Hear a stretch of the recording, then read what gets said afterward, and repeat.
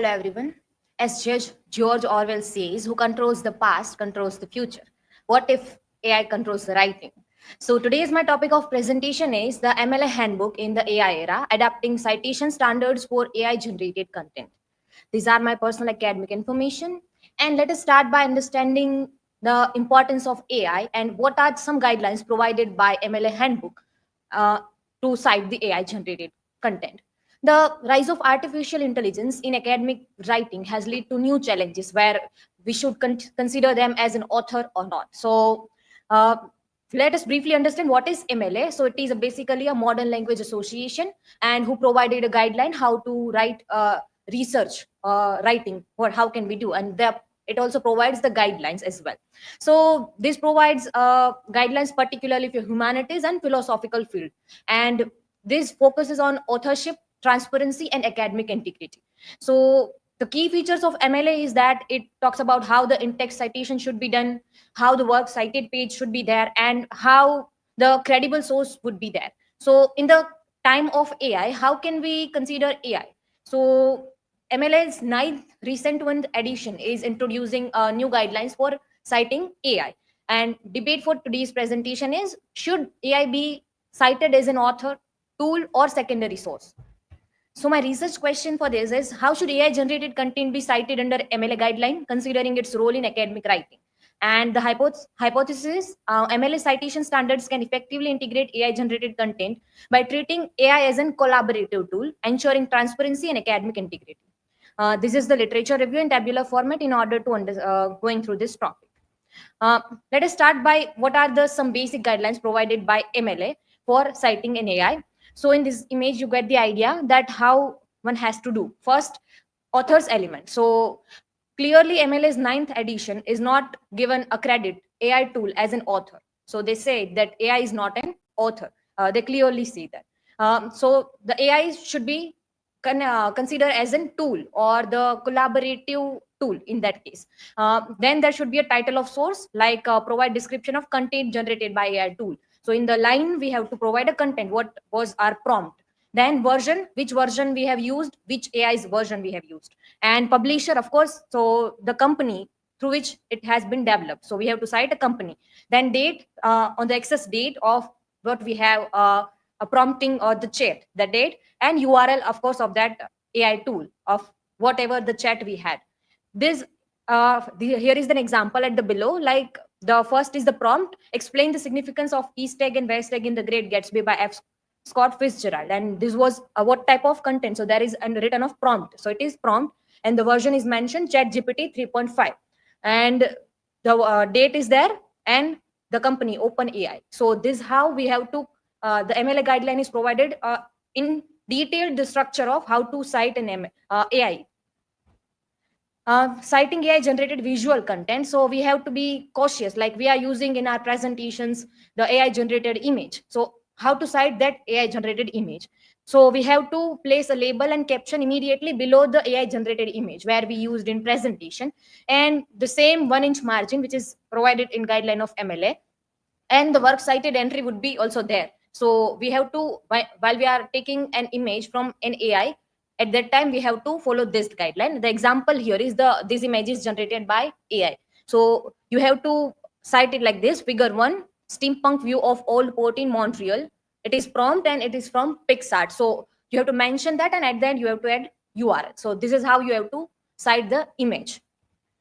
Talking about how to shorten a title, description, and prompt. So many a time we give a long prompt to make our topic more clear. In that way, we can, like, we have a confusion how we do the in-text citation, because sometimes it happens that the prompt is more bigger than the point that we try to prove in the research paper or in the presentation. At that time, we can do like in this image, it is shown that you have to use just the first word, like the instruction for flushing water heater. So the in the while we are doing parenthetical citation of in-text citation of that, so you have to use just the first word, like instruction. A similar way in the other two example, like rituals or water cooler painting. So by this we can make the prompt shorter or description shorter, and we can add it in an in-text citation. Ethical concerns, some regarding that, of course, we have from the morning the plagiarism risk is there. So many people talked about how these AI generated images or content has a risk. The risk is because every time it generates different kind of prompt. Like we have the ability to edit the prompt, and while we edit the prompt, the citation would also be changed. So at that time we have to again do the citation because the prompt has been changed. Of course, there is verification challenge. Like there is a vast amount of data, so from where it is taking the information, it is hard to verify. Bias in AI, so we have that human bias is coming in AI. So whatever content of the available on the internet with the human biases, that will also reflect in the AI as well. So that is also a risk. So in that case, MLA must balance AI integration in academic ethics. One of the article from LinkedIn by one of the PhD scholar named Raja is that he talked about who owns AI generated content. So Rola Bath give the idea of death of the author. So as soon as the content is on the internet, there are a question of who will be the author. And in the case of AI, there is highly debate is going on the academia that who is the author. So the person who is providing a prompt or edit the content could be the rightful owner of this content. So this is clearly provided that the person who is prompting, that will be considered as an author, and AI is a collaborative tool.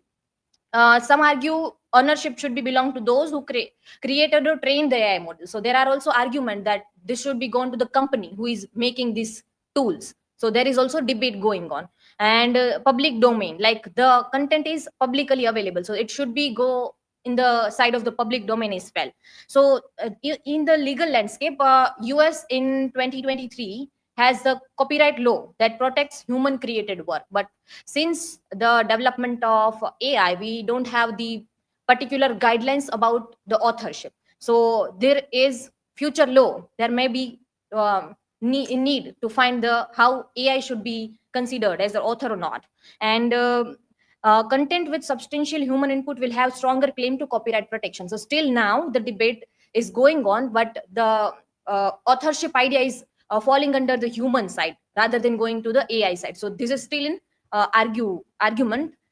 So there are some challenges, as I have already mentioned, that the text is not fixed, and the even the ethical policies are not that much up to the marks. And various university has their own kind of an guidelines about the AI. So there is a difficulty in one universal framework for AI generated content and authorship attributed. Solution is that still there is a guideline in MLA ninth edition about the how to cite an AI and what are some consideration, but still that is not highly reliable. So there is need of verification in that. And there is of course need of discourse, seminar, presentation, like, so that the various scholars from the different field of AI particularly come together and decide how to attribute the AI within the academic. And disciplinary citation framework to adapt to evolving AI technologies.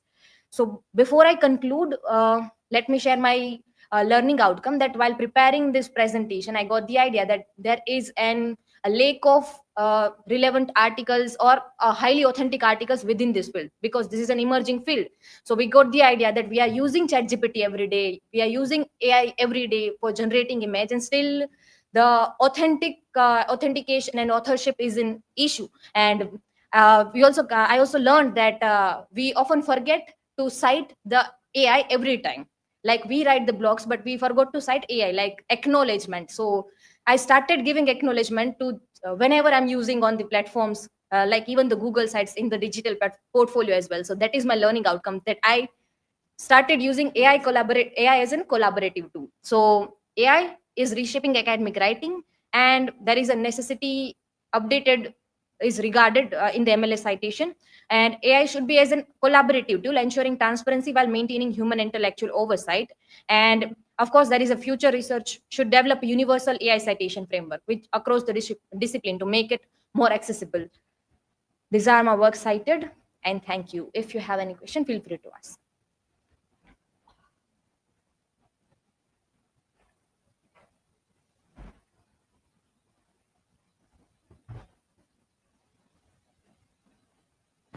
So, Dhatri, my question is, do you think AI generated citations will make academic research more accessible, or do you worry that it might lead to a decline in critical engagement with sources? It is a kind of a two side of one coin. Like because AI is providing good content, let we acknowledge that it provides a good content. So there is a high chance that now the citation will increase, and that also leads to, like, when we are sharing the chat, or creating a link, it also asks that would you want to make it public or not.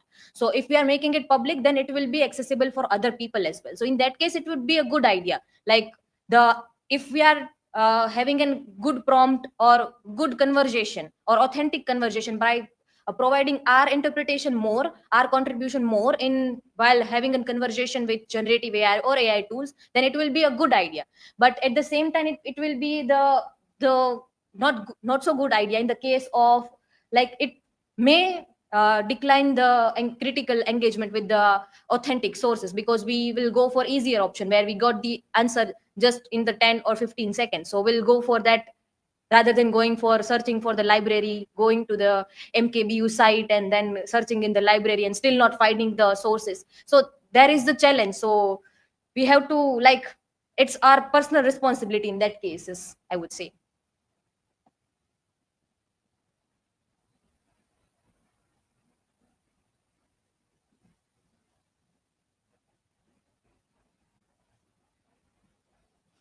Dhatri, my question for you: how do you think distinguishing between a human and AI generated sources impact academic writing?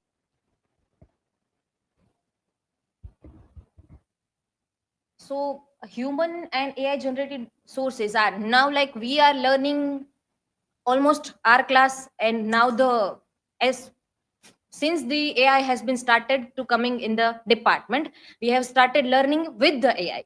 So it like engages with our everyday life, and we learned our academics sources by that. So I think it impacted academic writing, because we are reliable, highly rely on AI generated content and AI generated sources.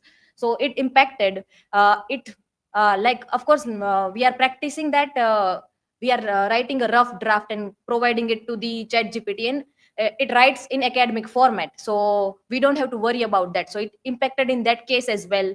And it is in that way, it is easier, but we have to learn from that integration of AI must not leads to a degradation of our own personal skills or academic skills. I hope that answers your question. Thank you.